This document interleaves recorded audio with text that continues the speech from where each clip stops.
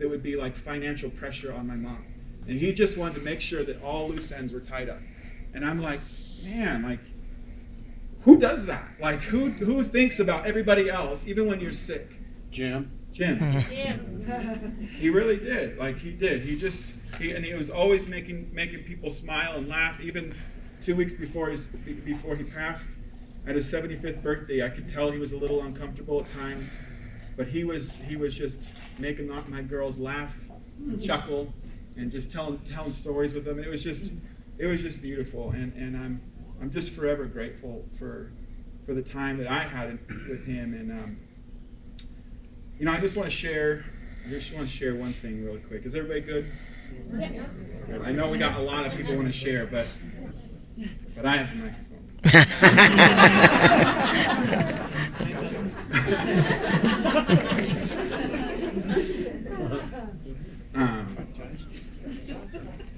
In Hebrews, and I'm going to just share a couple scriptures. Jim told me I was his favorite preacher, so I'm just going to have liberty, and I'm not going to preach a message, but I am going to share a scripture, which I think he would be happy that I did. But in Hebrews chapter 12, verse 1, it says, it talks about running the race, and it talks about running the race well and finishing the race well.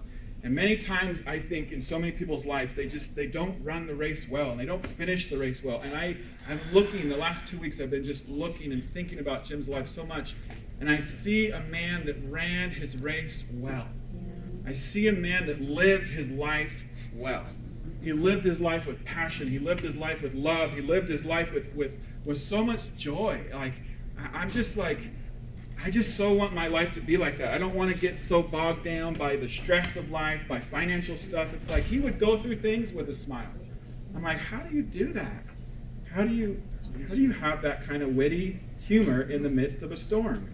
And but I so feel that he ran his race well. Can everybody agree? Yes. And it's, I wish he would be here for 5 more years, 10 more years, 15 more years.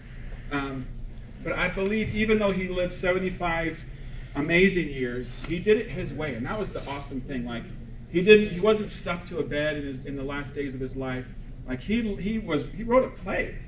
He wrote and directed the play. He had an amazing 75th birthday that went from Dayton to Bishop back to Dayton. It was like, 3 of them. I was exhausted. yeah, like, he was just going, and I think that is what he wanted to do. Like, he just wanted to go until he couldn't go anymore. Even like the night that he passed away, he's sitting. My mom told me he was sitting in his chair watching the drafts. Like, he was like, okay, who are the Vikings going to get this year? You know, he was excited, and he just lived his life until he couldn't live anymore, and he took his last breath, and I just love that. And I think so many of us don't do that, but he did that, and I want my life to be like that, and I want to learn from his example. You know, there's this great quote from Braveheart, one of my favorite movies.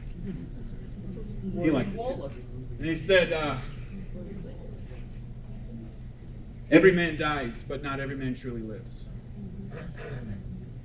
And I believe that he was a man that truly lived. With a joyful demeanor, with a loving heart, with a servant's heart, he went above and beyond to help people, to love people, to just to be there for people, to be there for my girls. And I just love this about him. But the great thing that we get to do now, and I'm challenging, I just want to challenge myself, I want to challenge all of us in this room, because it's a sad time, but it's also it's an awesome time, because now I believe Jim is passing the baton to us. He ran his race well, and now he is passing the baton to us. And like, over the last 2 weeks, I've been thinking about very specific things that I just loved about his life. I'm like, man, I loved his joyful attitude. I just love his witty jokes. I love how strong of a Vikings fan he was. I loved how he taught me how to play golf. I love just all these different things I just keep thinking about. But I think the responsibility in our hands now is to grab that baton of that very thing that you loved about his life. And the way that you don't allow Jim to just become a memory is you grab a hold of that one thing that you love. I love this about him, and I'm going to take it to the next level. I'm going to just take this as far as it can go. You know, and I just so want that to be, you know, because he is smiling, he's having a good old time, he's having a party in heaven. But we're down here. And so I don't think if he were there and if somebody else had passed away, I could guarantee tomorrow he'd be playing 9 holes.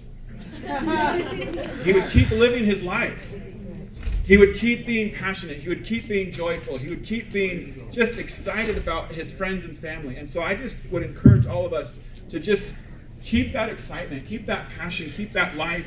And with that, we are honoring him and we are carrying his legacy.